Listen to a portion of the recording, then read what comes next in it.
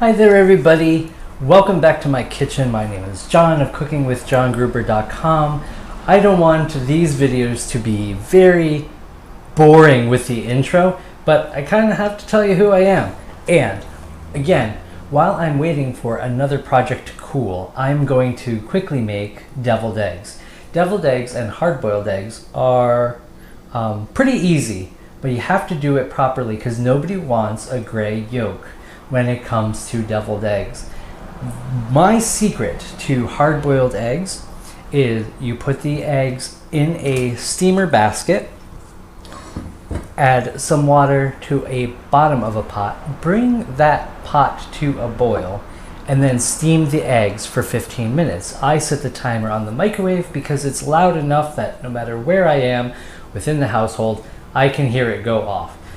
So, the first thing you do is add water to your bowl and you put the eggs within the steamer basket. So I'm only going to do 2 because I only want to do this for demonstration, but I'll be able to do, you can do up to almost 18 in this small steamer basket, and that's what I have here.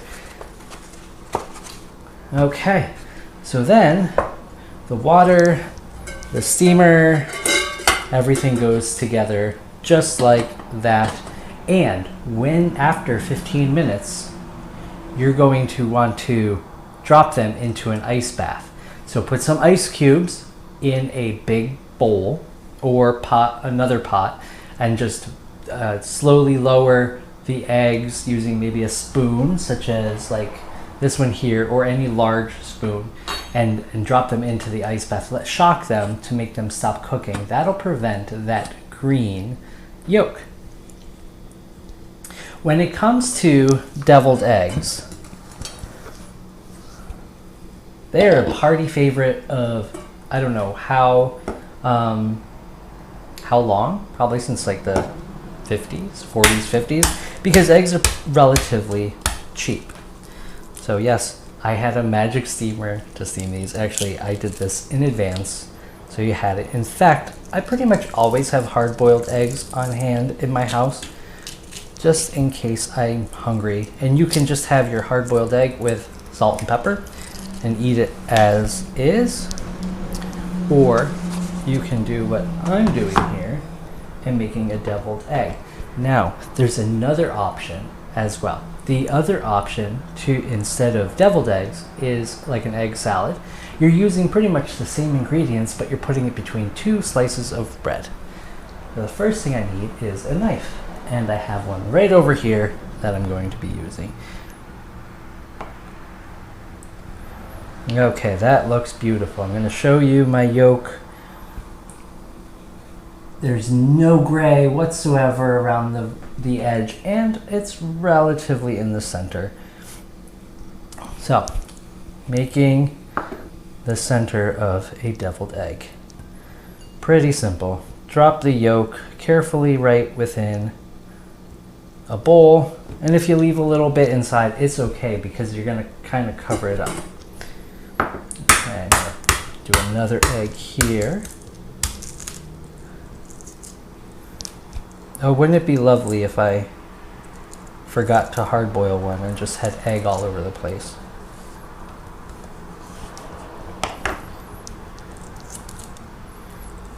Again, they only take 15 minutes to steam.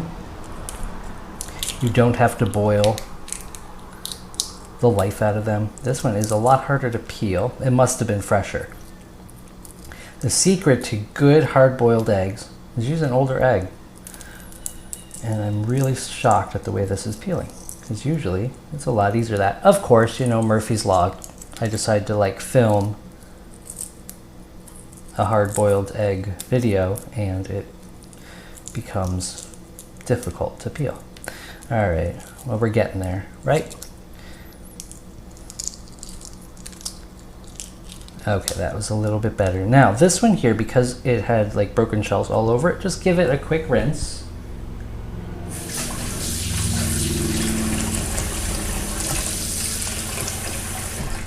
And that should get rid of any small pieces of the yolk off of it. Also, again, with a clean knife, you may have to clean it every time. You are going to want to cut that in half.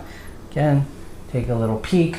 Every egg comes out the same, no green, gray edge, and then you just plop in the bowl. In fact, I like this, even though it was harder to peel, I like this egg a little bit better because the yolk was more centered.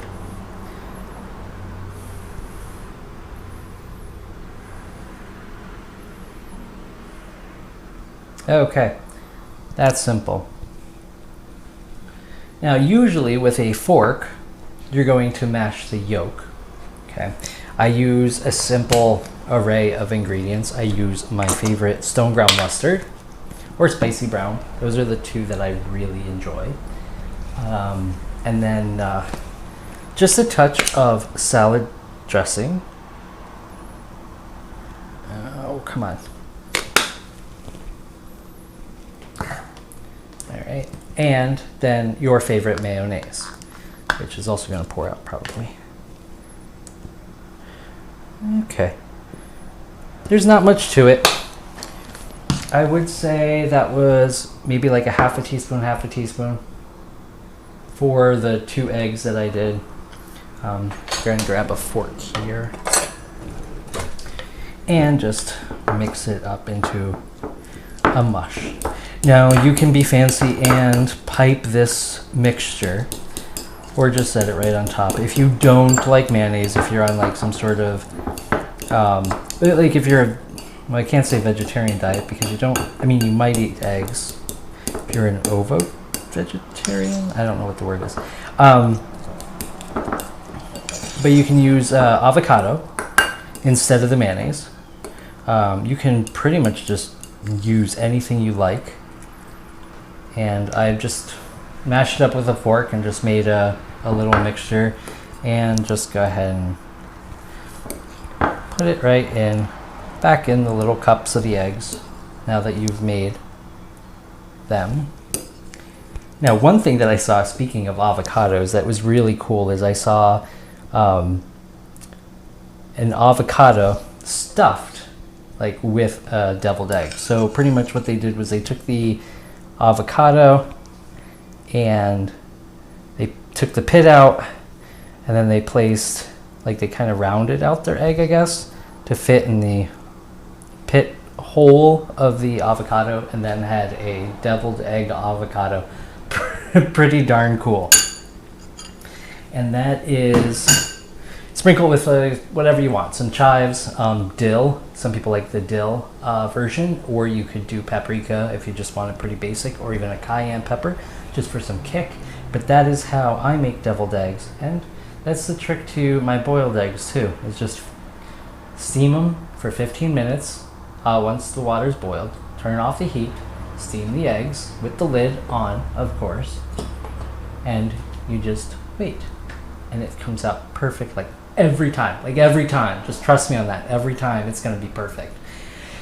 Then I do this, but usually I'm too lazy to make deviled eggs, so I just grab like a hard-boiled egg and put it through an egg slicer, lay it on a sandwich, and then add the same ingredients that I would for deviled eggs, except I made myself an egg salad sandwich.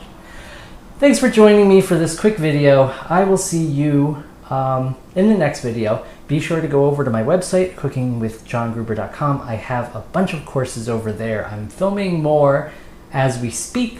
You're going to see a ton of new recipes. I'm writing a new cookbook on top of the cookbook that I already have, so be sure to check that out as well. If you want to test any of my recipes for the cookbook, be sure to drop comments below. I will check on them and I will get you that recipe that I'm testing out.